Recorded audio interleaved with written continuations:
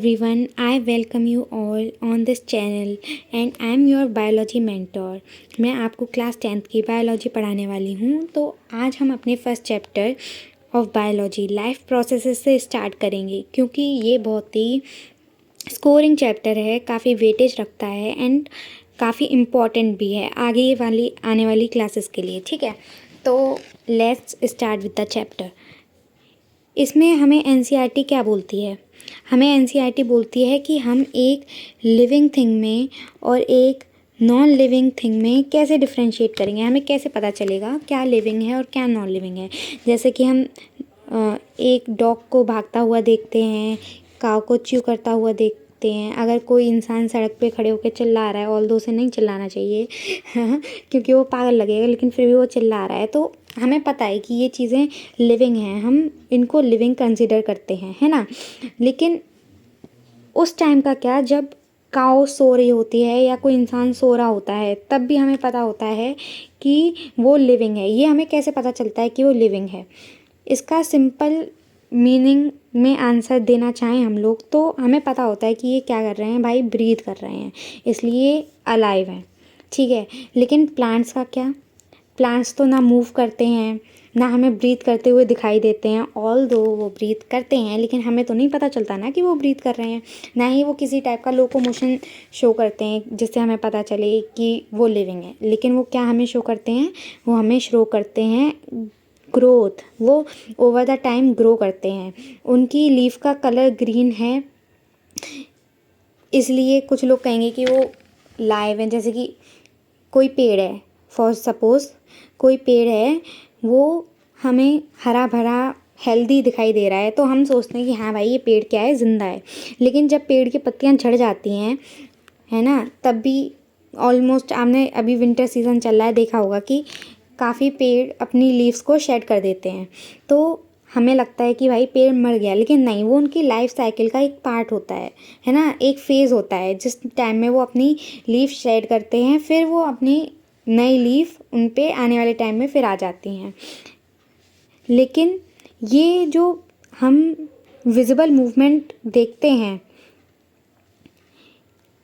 Living things में, dog हो गया, कैट हो गया, ये मूव करते हैं, ठीक है, मूवमेंट शो करते हैं। तो हमें लगता है कि हाँ भाई जो चीज़ मूव करेगी वो लिविंग है, पर ऐसा नहीं है।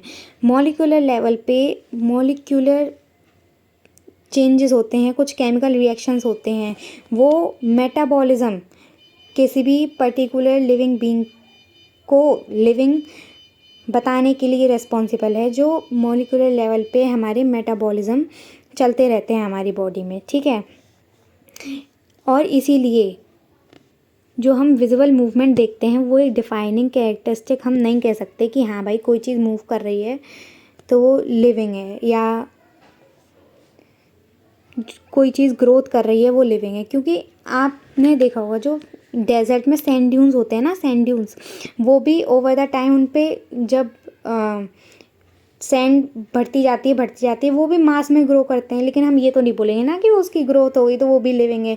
इसलिए हम ग्रोथ को या फिर मूवमेंट को डिफाइनिंग कैरेक्टरिस्टिक नहीं बोलते, हम मेटाबॉलिज्म को, जो कि मॉलिक्यूलर लेवल पे लिविंग थिंग की बॉडी में चल रहा होता है, उसको डिफाइनिंग फीचर बोलते हैं किसी भी लिविंग बीइंग का, ठीक है। और आगे चलते हैं, हम बात करते हैं वायरसेस की। वायरसेस लिविंग हैं या नहीं, इसके ऊपर भाई बड़ी कंट्रोवर्सी है कि वायरसेस ट्रूली लिविंग हैं भी या नहीं। क्योंकि ये क्या करते हैं, ये जब हमारी बॉडी से बाहर होते हैं तो कोई भी मॉलिक्यूलर मूवमेंट शो नहीं करते, लेकिन जैसे ही ये हमारी बॉडी में एंटर करते हैं, ये हमारे बॉडी के मैकेनिज़्म को यूज़ करके हमें नुकसान पहुंचाते हैं, और हमारा बॉडी का मैकेनिज़्म इसको सपोर्ट करने लगता है वायरस को, और ये वायरस फिर हमारे बॉडी के मैकेनिज़्म को यूज़ करके हमारी बॉडी को ही नुकसान पहुंचाता है। लेकिन अभी भी आप अगर किसी बायोलॉजिस्ट से पूछेंगे कि भाई क्या लाइफ में जो इनविजिबल मॉलिक्यूलर मूवमेंट हैं वो नेसेसरी हैं लाइफ प्रोसेसेस को आगे बढ़ाने के लिए, किसी भी लिविंग थिंग के लिए, तो वो बोलेगा हाँ भाई मॉलिक्यूलर लेवल पे जो मूवमेंट होते हैं वो बहुत ही ज़्यादा नेसेसरी हैं किसी भी लिविंग बीइंग को प्रॉपरली वर्क करने के लिए, प्रॉपरली इन्वायरमेंट में एग्जिस्ट करने के लिए, ठीक है। और इसी के साथ अगर हम आगे चलें और बात करें कि कि जो हमारे ऑर्गेनिज़्म होते हैं, इतने बड़े विशालकाय ऑर्गेनिज़्म, उनमें ये लाइफ प्रोसेसेस कैसे वर्क करते हैं, क्योंकि हमारे बॉडी में काफ़ी सारे सेल्स होते हैं, मिलियंस ट्रिलियंस ऑफ सेल्स होते हैं। सेल से मिलके फिर टिश्यू बनता है, टिश्यू मिलके ऑर्गन बनाती है, फिर ऑर्गन सिस्टम बनता है। तो ये सब एक साथ मिलके जब वर्क करते हैं, तभी एक जीवित व्यक्ति अच्छे से इन्वायरमेंट में एग्जिस्ट कर पाता है। क्योंकि अगर यही प्रोसेसेस एक के बाद एक परफॉर्म नहीं होंगे, या फिर किसी भी प्रोसेस को परफॉर्म होने में कोई भी गड़बड़ी होगी, या बीच में कोई भी रिएक्शन मेटाबॉलिज्म ब्रेकडाउन होगा, तो ये जो लिविंग बीइंग है वो अलाइव नहीं रह पाएगा ना भाई। जैसे कि आप समझो ये चीज़ कि कोई भी चीज़ लिविंग है तो वो क्यों लिविंग है, क्योंकि उसके बॉडी में जो मेटाबॉलिज्म हो रहा है, फंक्शन हो रहा है, लाइफ प्रोसेसेस हो रहे हैं, रेस्पिरेशन, एक्सक्रीशन, वो अपने आप को अच्छे से तभी एग्जिस्ट कर पा रहा है इन्हीं प्रोसेसेस की वजह से। और यहाँ पे एनसीईआरटी हमसे क्या पूछती है, what are the maintenance processes in living organism. मतलब हमारे बॉडी में जो लिविंग ऑर्गेनिजम्स हैं जितने भी, उनकी बॉडी में जो मेंटेनेंस प्रोसेसेस होते हैं, डाइजेशन, बॉडी को मेंटेन करने के लिए जो भी प्रोसेसेस होते हैं, डाइजेशन हो गया, रेस्पिरेशन हो गया, एक्सक्रीशन हो गया, ये सब होते हैं तभी एक ऑर्गेनिज्म लिविंग कंसीडर किया जाता है। तो हमारा फर्स्ट टॉपिक अब हम स्टार्ट करने वाले हैं, जिसका नाम है what our life processes. Life में जो प्रोसेसेस होते हैं, जो हम डेली लाइफ में अपने परफॉर्म करते हैं, वो क्या हैं, कितने टाइप के हैं, किस तरीके से हमारी बॉडी उन्हें परफॉर्म करती है, हम इसको पढ़ने वाले हैं, both in animals as well as in plants. आगे चल के आप देखेंगे ट्रांसपिरेशन भी इस चैप्टर में एक टॉपिक दिया हुआ है, जिसमें हम प्लांट्स के बारे में स्टडी करेंगे। रेस्पिरेशन हम दोनों में ही देखेंगे, anaerobic respiration and aerobic respiration, जो ऑक्सीजन के प्रेजेंस में होती है और ऑक्सीजन के एब्सेंस में होती है, दोनों में डिफरेंस पढ़ेंगे।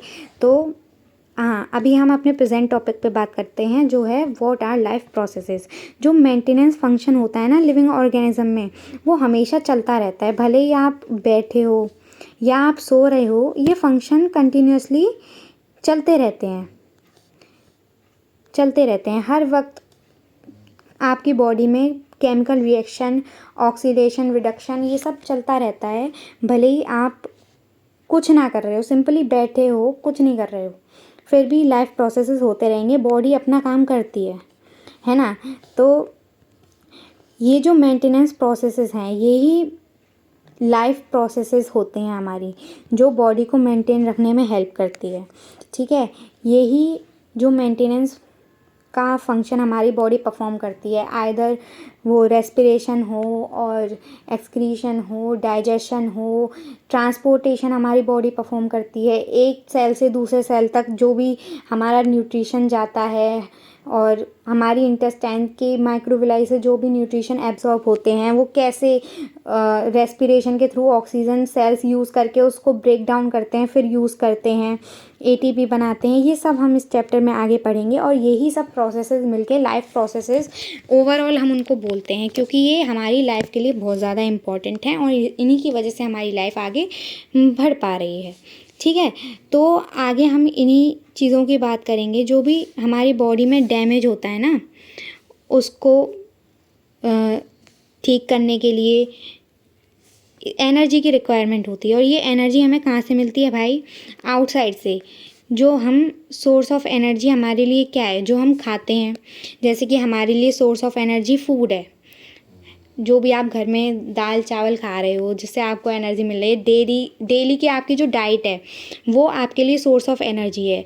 जैसे हमारे लिए सोर्स ऑफ एनर्जी डिफरेंट है, अलग अलग ऑर्गेनिज्म के लिए अलग अलग सोर्स ऑफ एनर्जी होते हैं। जैसे कि प्लांट्स के लिए सोर्स ऑफ एनर्जी क्या है भाई? सन है।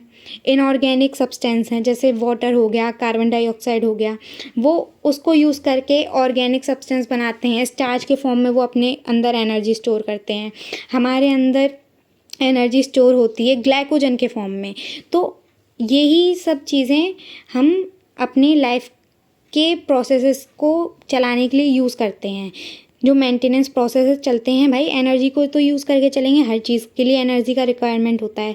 तो यही फूड जो हम खाते हैं, उस फूड को जो आउटसाइड सोर्स से हम एनर्जी लेते हैं, वही फूड लेते हैं ना भाई, उस प्रोसेस को फूड आउटसाइड इन्वायरमेंट से जो फूड के फॉर्म में हम सोर्स ऑफ एनर्जी अपनी बॉडी में लेते हैं, उसी प्रोसेस को हम क्या बोलते हैं, न्यूट्रिशन डिफरेंट टाइप का हो सकता है ना। ऑटोट्रॉफिक न्यूट्रिशन, हेटरोट्रॉफिक न्यूट्रिशन, ये हम आगे इस चैप्टर में पढ़ेंगे। काफ़ी सारे टाइप्स ऑफ न्यूट्रिशन होते हैं।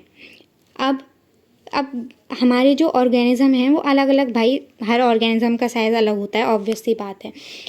छोटे ऑर्गेनिज़म भी होते हैं, माइक्रोस्कोपिक ऑर्गेनिज़म भी होते हैं, unicellular organism, multi cellular organism, किसी की बॉडी छोटी है, किसी की बॉडी बहुत बड़ी है। जैसे कि अगर हम यूनिसेलुलर ऑर्गेनिज़म की बात करें, वो इतने छोटे होते हैं कि उनकी बॉडी डायरेक्टली इन्वायरमेंट के कॉन्टैक्ट में होती है, उनको कोई ऑर्गन नहीं चाहिए अपनी लाइफ के फंक्शंस को परफॉर्म करने के लिए, वो सिंपली डिफ्यूज़न से ही अपना काम चला लेते हैं। लेकिन जो बड़े ऑर्गेनिज़म हैं उनमें तो डिफ्यूज़न नहीं हो सकता ना भाई। डिफ्यूज़न कैसे करेंगे, वो डिफ्यूज़न करने में बहुत टाइम लगेगा। एक सेल तो है नहीं जो डिफ्यूज़न हो जाए, काफ़ी सारे सेल्स हैं। तो diffusion is not the thing जिससे कोई भी मल्टी सेलुलर ऑर्गेनिज़म अपना काम चला पाए, है ना। तो उसके लिए हमारा ऑर्गन सिस्टम होता है डिफरेंट, जैसे कि डाइजेस्टिव सिस्टम हो गया, रेस्पिरेटरी सिस्टम, ट्रांसपोर्ट सिस्टम हो गया, ये सब मिलकर वर्क करते हैं, तब हमारे एक मल्टी सेलुलर ऑर्गेनिज़म अपनी सारी लाइफ प्रोसेसेस को परफॉर्म कर पाता है। जो यहाँ पे दिया हुआ है एनसीईआरटी में अगली लाइन, कि हमारी अर्थ पे ना सब कुछ कार्बन बेस्ड मॉलिक्यूल से बना हुआ है ना। ऑर्गेनिक केमिस्ट्री में हम पढ़ते हैं कार्बन के कितने कंपाउंड होते हैं, और कार्बन मोस्टली सभी चीज़ें कार्बन से बनी हुई हैं। बेसिक जो मतलब आपको हर चीज़ में कॉमन देखने को मिल जाएगा, वो है भाई कार्बन। तो कार्बन बेस्ड फूड ही, सोर्स ऑफ फूड ही हम लोग भी लेते हैं। और जो डिफरेंट टाइप के ऑर्गेनिज़म है ना, जैसे मैंने बताया, उनमें सोर्स ऑफ न्यूट्रिशन प्रोसेसेस भी डिफरेंट होते हैं।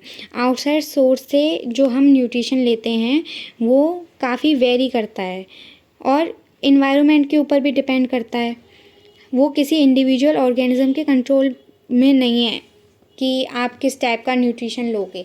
वो अलग अलग ऑर्गेनिज़म के अलग अलग बॉडी टाइप और इन्वायरमेंटल कंडीशन पे डिपेंड करता है। जैसे कि जो डेजर्ट एरिया में रहते हैं प्लांट्स, वो क्या करते हैं, अपने अंदर वाटर को स्टोर करने का ट्राई करते हैं कि उन्हें बाद में दिक्कत ना हो जब बहुत ज़्यादा धूप पड़े, तो उनका वो चीज़ अलग है।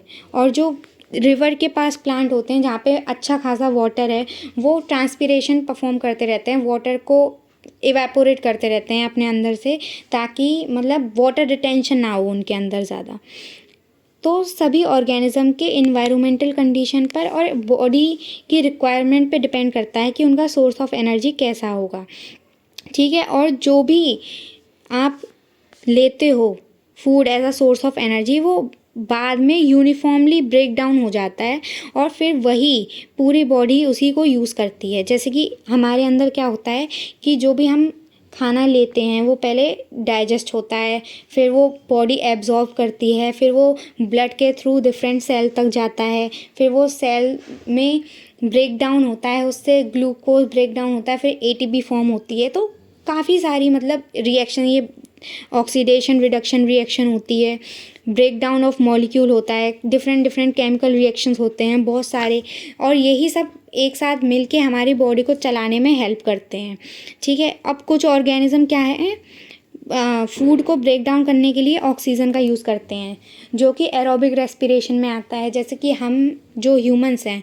वो O2 लेते हैं, और उससे अपना जो बॉडी के प्रोसेसेस हैं उनको परफॉर्म करते हैं, रेस्पिरेशन, एरोबिक रेस्पिरेशन परफॉर्म करते हैं, और उससे एटीपी जनरेट करते हैं। लेकिन जो ईस्ट है, ईस्ट एनारोबिक तरीके से अपना परफॉर्म करता है रेस्पिरेशन, और उससे एटीपी जनरेट करता है। और अगर हम सिंगल सेल्ड ऑर्गेनिज़म यानी यूनिसेलुलर ऑर्गेनिज़म की बात करें, तो उनमें जो गैसियस एक्सचेंज होता है ना, और रिमूवल ऑफ वेस्ट होता है, उसके लिए भाई उनका पूरा बॉडी सरफेस ही एनवायरनमेंट के कांटेक्ट में होता है, जिससे कि वो अपने बॉडी से कोई भी वेस्ट प्रोडक्ट है जो उनकी बॉडी के लिए हार्मफुल है वो एक्सक्रीट आउट भी कर सकते हैं, और जो उनको फूड एनगल्फ करना है वो डायरेक्ट एनवायरनमेंट से एनगल्फ कर सकते हैं। उनको कोई भी ऑर्गन सिस्टम की नीड नहीं है, ऑर्गन की नीड नहीं है अपने लाइफ प्रोसेसेस को परफॉर्म करने के लिए। लेकिन वहीं अगर एक हम मल्टी सेलुलर ऑर्गेनिज्म की बात करें तो एक मल्टी सेलुलर ऑर्गेनिज्म की बॉडी काफ़ी कॉम्प्लेक्स होती है। अब उसमें डिफ्यूज़न वर्क नहीं करेगा ना, डिफ्यूज़न से सिर्फ सिंपल जो यूनिसेलुलर ऑर्गेनिज्म होते हैं उनका काम चल सकता है। एक मल्टी सेलुलर ऑर्गेनिज्म का काम भाई डिफ्यूज़न से कैसे चलेगा, डिफ्यूज़न से उनका काम नहीं चल सकता। उनको तो ऑर्गन सिस्टम की रिक्वायरमेंट है, और उनके लिए काफ़ी सारे ऑर्गन सिस्टम बहुत ही ज़्यादा ज़रूरी हैं जिससे वो अपने लाइफ के प्रोसेसेस को अच्छे से परफॉर्म कर सकें। और हम ये तो जानते ही हैं कि भाई हमारी बॉडी किससे बनी होती है, सेल से, और वो सेल मिलके स्पेशलाइज्ड टिश्यू बनाते हैं, फिर वो मिलके ऑर्गन सिस्टम बनाते हैं, ऑर्गन बनाते हैं जिससे हमारी बॉडी का काम चलता है। और फिर उसके बाद यही स्पेशलाइज्ड टिश्यू डिफरेंट वर्क के लिए जो कि एलोकेटेड होते हैं, जैसे कि हमारे हार्ट में डिफरेंट टाइप के टिश्यू होंगे, वो अलग तरीके से उनका वर्क होगा। और जो हमारे मतलब डाइजेस्टिव सिस्टम में स्टमक वगैरह का वर्क होगा वो अलग होगा, लीवर का वर्क अलग होगा, पेनक्रियास, इन सब का वर्क अलग होगा।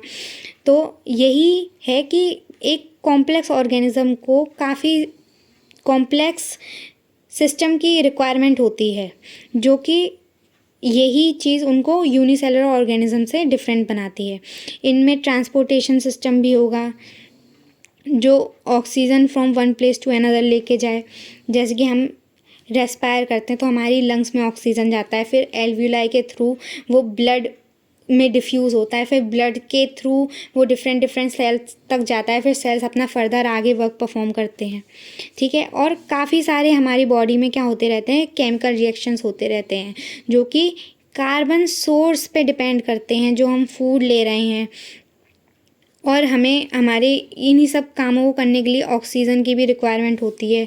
फिर उससे हम एनर्जी जनरेट करते हैं अपने फूड को ब्रेक डाउन करके, है ना। फिर उसका जो बाय प्रोडक्ट आता है जो हमारी बॉडी के लिए यूज़लेस होता है वो एक्सक्रीट आउट हो जाता है, रिमूव किया जाता है बॉडी से by the process called excretion.